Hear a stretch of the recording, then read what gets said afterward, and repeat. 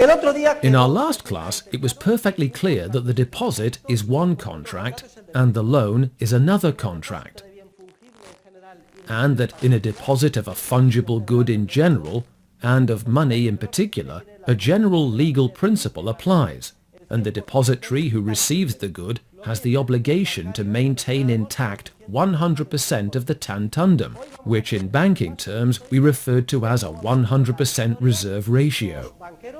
Today we are going to do a historical review and see how, throughout history, private bankers, in collusion with governments, have violated this principle. We will look at 3 different historical periods, and we will see that a very similar process took place in all of them. In the beginning, bankers were conscious of the safekeeping obligations in the deposit contract, and they initially acted correctly and maintained a 100% reserve ratio. But sooner or later, they succumbed to the temptation to appropriate for their own business dealings a significant portion of what had been given to them for safekeeping. At first, they engaged in this wrongdoing secretly and timidly. It was only gradually, little by little, that they acquired the privilege to operate with a fractional reserve, that is, without maintaining a 100% reserve ratio, a privilege they obtained from public authorities. Thus began the collusion which became and remains traditional between bankers and authorities, and we will see the form it took throughout each of these periods in history.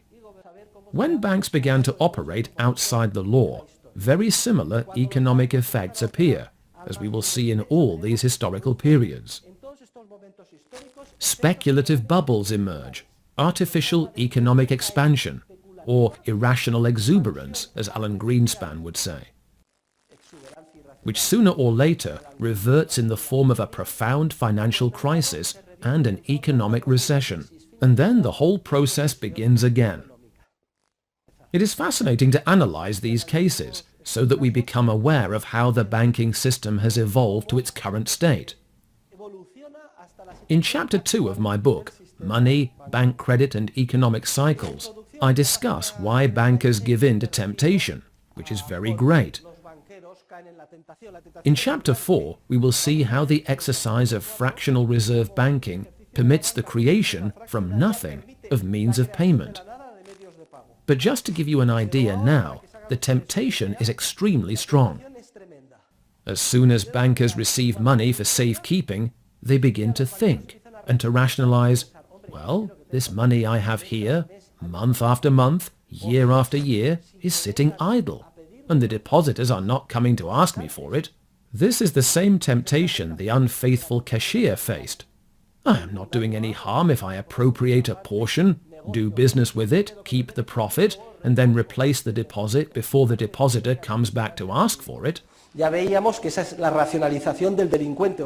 we saw, that was the rationalization used by the criminal who appropriated the money from her till to take it to the Madrid casino for the weekend, gamble it on roulette, win, if indeed she won, and on Monday morning replace it. But if a person does this, whether or not she wins or replaces the money, she is a criminal from the moment she appropriates the money on Friday.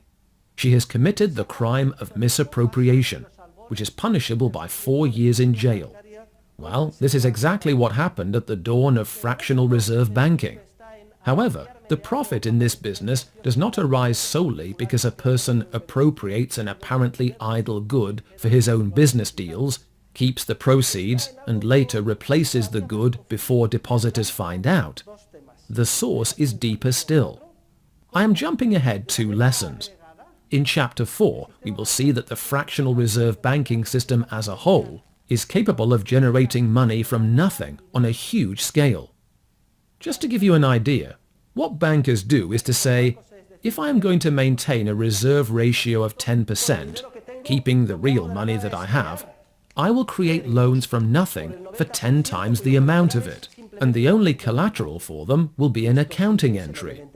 And this is immensely profitable.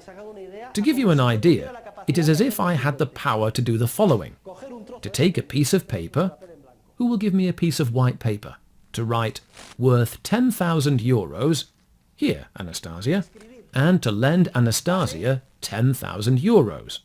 From nothing. Notice, all I have done is write on a piece of paper. But then I will demand that Anastasia pay me back with real money, plus interest, within 1 year. Sounds like a great deal, does it not? Even better than counterfeiting money. The temptation is very great, and human nature is weak. The flesh is weak. The tempter is always there, lurking in the shadows. You know that money is sitting there idle. It is not fulfilling its social function. It would do humanity so much good to put the money into operation, to finance companies. And everyone thinks, oh, you're right. Of course you're right. The money is sitting here idle. As a cashier, I can see there will be money left in the till over the weekend. It would be so good for humanity if I appropriated it, took it to the Madrid casino, gambled with it, and put it into circulation, where it would change hands. Surely that would fight unemployment and finance investments. And if, to top it off, I won, and the next day replaced the cash, nobody would know. And not only would I not have done anything wrong, but I would deserve a monument. That is basically what most monetarists in Keynes said should be done. Notice, the temptation is great, and human beings always find it easy to rationalize and defend their yielding to it. So, as we will see in the different examples, bankers, the majority of bankers in many historical settings, but not in others, always in a concealed way in the beginning, because it is mainly in the beginning that there is an awareness of wrongdoing, start to appropriate the money of their depositors. That is the reason bankers tend to act secretly, because they know that if word gets around about what they are really doing, there will be an immediate collapse of confidence, and their entire business will fail.